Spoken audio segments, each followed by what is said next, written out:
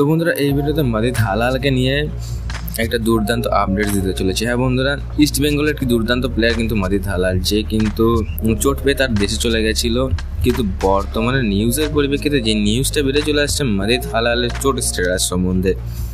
তো বন্ধুরা কি চোট স্ট্যাটাস সমস্ত কিছু আলোচনা করব। এই মরশুমে খেলতে পারবে কি পারবে না, আইএসএল সে কেউ যোগ দিতে পারবে কি পারবে না, সমস্ত কিছু আলোচনা করব এই একই ভিডিওর মাধ্যমে। ভিডিওটা না স্কিপ করে সম্পূর্ণ দেখবেন। আর যদি আমাদের চ্যানেলে একটি নতুন সদস্য থাকেন তো চ্যানেলটি সাবস্ক্রাইব করে পাশে থাকতে অবভিয়াসলি বলবে না। তো বন্ধুরা চলো শুরু করা যাক আজকের ভিডিও।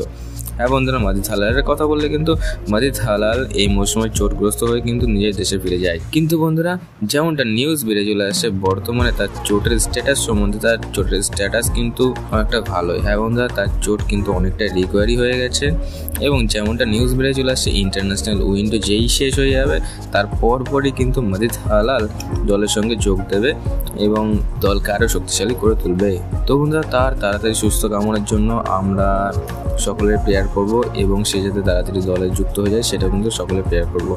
তো দেখা হচ্ছে মাদিদ হালালের সঙ্গে নতুন একটা জোশ নিয়ে, নতুন একটা টিম নিয়ে। জয় ইস্ট বেঙ্গল।